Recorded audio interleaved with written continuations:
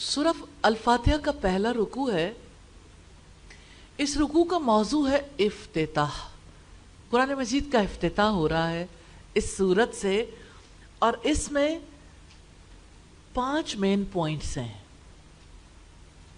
اللہ تعالی جس نے قرآن نازل کیا کلام اسی کا ہے. اس کی صفات ہیں 4. رحمت کرنے والا ہے، کائنات کا رب ہے، روز جزا کا مالک ہے. اللہ تعالی اور بندے کا رشتہ ہے. انسان اللہ تعالیٰ کی عبادت کرتے ہیں، اس سے مدد مانگتے ہیں. اور تیسرا پوائنٹ ہے دعا، اے اللہ ہمیں سیدھا راستہ دکھا دے. اور چوتھے انسانوں کی 3 اقسام ہیں: انعام یافتہ، اللہ تعالیٰ کے غضب میں گرنے والے، اور سیدھے راستے پر آنے کے بعد بھٹکنے والے. اور 5ویں چیز تعلق باللہ ہے. اللہ تعالیٰ کے نام سے ہی کاموں کا آغاز ہوتا ہے. سب تعریف اللہ کے لیے، شکر اللہ تعالیٰ کے لیے ہے. اللہ تعالیٰ ساری کائنات کا رب ہے، نہایت مہربان، رحم فرمانے والا ہے، روز جزا کا مالک ہے. ہم اللہ تعالیٰ کی عبادت کرتے ہیں، اس سے مدد چاہتے ہیں، اور وہ سیدھا راستہ دکھاتا ہے. ہم کیا کریں؟ سورہ الفاتحہ پڑھی ہے، کرنے والا کام کیا ہے؟ اللہ تعالیٰ کی عبادت کرنی ہے، اس کی غلامی، اور اللہ تعالیٰ سے مدد مانگنی ہے، وہ سیدھے راستے پر چلا دے. اور ایک اور کرنے والا کام ہے، انعام یافتہ لوگوں کی زندگیوں کے بارے میں جاننا ہے انشاءاللہ، اور گمراہ اور مغضوب لوگوں کی زندگیوں کے بارے میں بھی جاننا ہے بچنے کے لیے. کیونکہ ڈر نہیں لگتا جب تک کہ حقیقت کھلتی نہیں ہے. اور اپنا جائزہ لینا ہے، کیسے آپ اپنے آپ کو پرکھیں گے. تو سورہ الفاتحہ کی روشنی میں کچھ پوائنٹس ہیں. آپ اپنے یقین کا جائزہ لیں گے. سب سے بڑا کام تو یقین کا ہے نا، اور اللہ تعالیٰ کی ذات پر یقین ہی تو ہے جو ہمیں اللہ تعالیٰ کے کلام کو سمجھنے میں مدد دیتا ہے. 4 پوائنٹ اسکیل ہے، ہاں، نہیں، کسی حد تک، بہت حد تک. اگر آپ اپنا اندازہ نہیں لگا سکتے کسی حد تک یا بہت حد تک، تو کم از کم ہاں نہیں تو کر سکتے ہیں نا. زیادہ اچھا ہے کہ آپ پراپر اسکیل پر آئیں. پہلی چیز جس کا آپ جائزہ لیں گے، کیا میرے دل کو یقین ہے کہ میں اپنے ہر کام کا آغاز اللہ تعالیٰ کے نام سے کرتی ہوں؟ کیا میں سمجھتی ہوں کہ ہر کام پر تعریف اللہ تعالیٰ ہی کے لیے ہے؟ انسان تو چاہتا ہے میری تعریف ہو، مجھے لوگ اپریشیٹ کریں. وہ اللہ تعالیٰ کی تعریف کے لیے جگہ ہی کون سی چھوڑتا ہے؟ آپ اپنی ذات کے بارے میں دیکھیں گے. اگر سمجھ آ گئی ہے تو پھر آپ اسکیل پہ جا سکتے ہیں. اور یہ آپ کی اسائنمنٹ ہے، آپ اس میں اپنا جائزہ ہر روز ضرور لیں گے انشاءاللہ. کیا میں ہر کام کے اختتام پر اللہ تعالیٰ کا شکر ادا کرتی ہوں؟ کیا میں اللہ تعالیٰ کو ساری کائنات کا رب جان کر اطمینان محسوس کرتی ہوں؟ کیا میرے دل کو یقین ہے اللہ تعالیٰ نہایت مہربان ہے؟ کیا میرے دل کو یقین ہے اللہ تعالیٰ رحم فرمانے والے ہیں؟ کیا میں اپنے اعمال کی جزا سزا کے لیے رب کے سامنے پیشی پر یقین رکھتی ہوں؟ کیا میں خود کو ہر وقت اللہ تعالیٰ کی بندی، اس کی غلام محسوس کرتی ہوں؟ کیا میں اللہ تعالیٰ کی عبادت میں لطف محسوس کرتی ہوں؟ کیا میں ہر کام کے لیے اللہ تعالیٰ سے مدد مانگتی ہوں؟ کیا میں اللہ تعالیٰ سے سیدھے راستے پر چلنے کے لیے دعا مانگتی ہوں؟ کیا میں اللہ تعالیٰ کے انعام یافتہ لوگوں کا ہم سفر بننا چاہتی ہوں؟ کیا میں اللہ تعالیٰ کے غضب میں گھرے ہوئے اور بھٹکے ہوئے لوگوں کے راستے سے بچنے کے لیے دعا کرتی ہوں؟ کیا میں اللہ تعالیٰ سے تعلق بنانا ضروری خیال کرتی ہوں؟ کچھ اور چیزیں جو ہم دیکھیں گے. آپ کی زندگی میں 7 چیزیں ایسی ہیں جو آپ کی ایمانی تربیت، نشو و نما کے لیے ایمان کی بڑھوتری کے لیے آپ کی مددگار ہوں گی۔ آپ نے سورہ الفاتحہ کا نالج حاصل کیا ہے، لیکن نالج کو کیٹیگرائز نہیں کیا۔ جب تک آپ کیٹیگرائز نہیں کرتے کہ اس کا میری ذات سے کیا تعلق ہے، مجھے کہاں کہاں سے اس کا فائدہ لینا ہے، کیسے سوچنا ہے، تربیت نہیں ہوتی۔ 7 نکات میں سے پہلا نکتہ ہے مقصد زندگی۔ سورہ الفاتحہ سے جب دیکھنا چاہیں مقصد زندگی کی بات، تو اللہ تعالیٰ کی عبادت کرنا، ایاک نعبد، اور اللہ تعالیٰ سے مدد مانگنا، جو اس کا لازمی نتیجہ ہے۔ دوسری چیز جو تربیت میں معاون اور مددگار ہے، اللہ تعالیٰ ہمارا رب ہے۔ کہاں کہاں دیکھیں گے وہ سارے پوائنٹس جو ہم نے تعلق باللہ میں دیکھے، ان سارے نکات پر اللہ تعالیٰ ہمارا رب ہے۔ اللہ تعالیٰ کے نام سے ہی کاموں کا آغاز ہوتا ہے، تعریف اللہ تعالیٰ کے لیے ہے، شکر اللہ تعالیٰ کے لیے ہے، اللہ تعالیٰ ساری کائنات کا رب ہے، اور باقی چیزیں بھی اسی طرح سے۔ اسی طرح سے تیسری اہم بات ہے رسول اللہ صلی اللہ علیہ وسلم ہمارے رہنما ہیں۔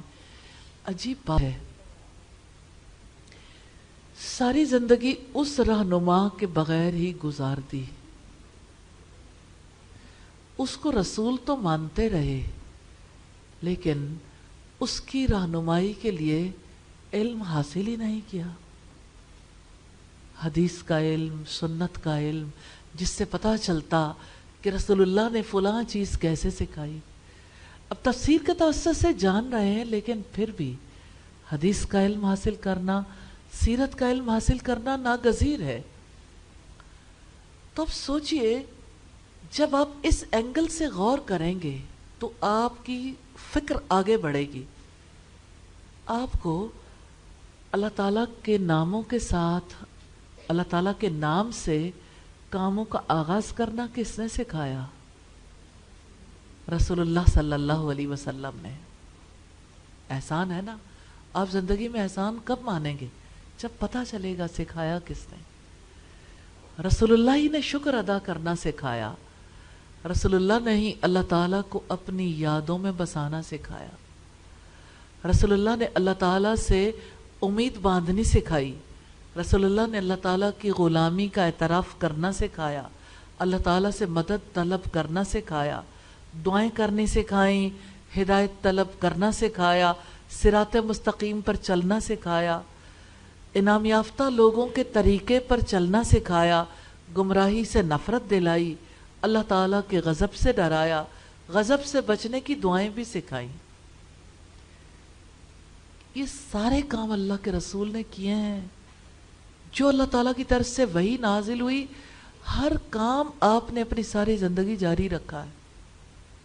الحمدللہ، کتنا زیادہ علم حاصل کرنے کی ضرورت ہے۔ کچھ چیزوں کو تو ہم نے دیکھا، اور زیادہ ضرورت ہے، کیونکہ آپ کی ذات، آپ کی شخصیت کی نشو و نما اس کے بغیر نہیں ہو سکتی۔ تربیت کے میدان میں انسان کہاں جانا چاہتا ہے؟ ہمیشہ کامیاب ہونا چاہتا ہے، لیکن کامیاب لوگوں کا رویہ ناکام لوگوں کے رویے سے مختلف ہوتا ہے۔ ہم ہر رکوع میں دیکھیں گے کامیاب لوگوں کے رویے کیا ہیں۔ اللہ تعالیٰ کے نام سے کاموں کا آغاز کرنا آپ کرتے ہیں؟ الحمدللہ۔ اللہ تعالیٰ کی نعمتوں پر اس کا شکر ادا کرنا، اللہ تعالیٰ کی تعریف کرنا، ہر کام کے اختتام پر اللہ تعالیٰ کا شکر ادا کرنا، اللہ تعالیٰ کو اپنی یادوں میں بسانا، اللہ تعالیٰ سے امید باندھنا، اللہ تعالیٰ کی عبادت کا اعتراف کرنا، غلامی کا اعتراف کرنا، ہر کام میں اللہ تعالیٰ سے مدد طلب کرنا، اللہ تعالیٰ سے دعائیں کرنا، ہدایت طلب کرنا، صراط مستقیم پر چلتے رہنے کی دعائیں کرنا، انعام یافتہ لوگوں کے راستے پر چلنے کی دعائیں کرنا، انعام یافتہ لوگوں کی زندگی کے بارے میں جاننا، اللہ تعالیٰ کے غضب سے بچنے کی دعائیں کرنا، گمراہی سے بچنے کی دعائیں کرنا، اللہ تعالیٰ کی ناراضگی کے اسباب جاننے کی کوشش کرنا، ناراضگی سے بچنے کی کوشش کرنا، گمراہی کے اسباب جاننے کی کوشش کرنا، گمراہی سے بچنے کی کوشش کرنا، گمراہی سے نفرت کرنا، اللہ تعالیٰ کا خوف رکھنا، اللہ تعالیٰ سے ڈرتے رہنا. سورہ الفاتحہ ہی ہمیں بتا دیتی ہے کہ مومن کی زندگی، انعام یافتہ لوگوں کی زندگی اور گمراہ اور مغضوب لوگوں کی زندگی میں کیا فرق ہوتا. ناکام لوگوں کے رویے دیکھنا چاہیں تو اللہ تعالیٰ کے غضب کا مستحق بننا اور گمراہی اختیار کرنا. تو ہم نے دیکھا سورہ الفاتحہ میں تربیت کا پہلا نقطہ ہے مقصد زندگی. آپ زندگی گزار رہے ہیں، گول کیا ہے، ایم کیا ہے. پھر اللہ تعالیٰ کا تعلق ہے، پھر رسول اللہ سے تعلق ہے، ان کو رہنما بنانا ہے، پھر سکسیس ہے چوتھی چیز، اور ناکامی سے بچنا پانچویں چیز ہے. آؤ کچھ کر لیں کرنے والے کام. تو اللہ سے مدد بھی مانگنی ہے اور حالات زندگی پڑھنے ہیں. آج سے آپ انشاءاللہ kitabusunnat.com سے ایک کتاب ڈاؤن لوڈ کریں گے، حیات صحابہ کے درخشاں پہلو. خریدنا چاہے تو آپ خرید بھی سکتے ہیں، جب آپ کو ای بکس اویلیبل ہیں تو آپ کے لیے بہت مددگار ہیں. تو ای بکس ڈاؤن لوڈ کر سکتے ہیں. ابھی آپ نے جیسے فی ذکرکم دیکھی سبیل النجات، آپ ای بکس ڈاؤن لوڈ کر سکتے ہیں، لیکن آپ اپنا ہوم ورک کہیں تو کر کے لائیں گے، یا اپنے موبائل پہ، یا اپنے کسی ٹیب پہ، یا اپنے نوٹ بک پہ، یا پھر کتاب پہ. کتاب کے اوپر بھی آپ کو یہ سہولت مل سکتی ہے. لیکن آپ نے نفع اٹھانا ہے نا تعلیم کا، تو تعلیم کا پورے طریقے سے نفع اٹھائیے، جس بھی طرح سے اللہ تعالیٰ آپ کے لیے ممکن بنائے. اسی طرح 7واں پوائنٹ ہے منزل ہے کہاں تیری. آپ کا ویژن کیا ہے، کیا کرنا ہے. کیونکہ جو آپ کا ویژن ہوگا، مثال کے طور پر میں نے عبادت والی زندگی گزارنی ہے، تو پھر آپ عبادت کا ارادہ کریں گے. اگر آپ کا ویژن یہ ہے کہ میں نے ہر کام کے لیے اللہ تعالیٰ سے مدد مانگنی ہے، تو آپ مدد مانگنے کا ارادہ کریں گے. اگر آپ کا ویژن یہ ہے کہ میں نے انعام یافتہ لوگوں کے گروہ میں شامل ہونا ہے، جنت کی طرف جانا ہے، آپ سوچتے ہیں کہ وہاں میری اس زندگی کے تمام کاموں کا رزلٹ اہل جنت میں شامل ہو کر نکلے، کہ میں ان انعام یافتہ لوگوں میں شامل ہو جاؤں، تو پھر آپ اس کا ارادہ کریں گے، پھر آپ اس کے لیے عمل کریں گے. تو آپ اس کا جائزہ لیں گے، کیا میں نے اللہ تعالیٰ کی عبادت کرنے کا ارادہ کر لیا ہے؟ کیا میں نے اللہ تعالیٰ سے مدد مانگنے کا ارادہ کر لیا ہے؟ کیا میں نے انعام یافتہ لوگوں کے گروہ میں شامل ہونے کا ارادہ کر لیا ہے؟ اللہ تعالیٰ ہم سب کو توفیق عطا فرمائے.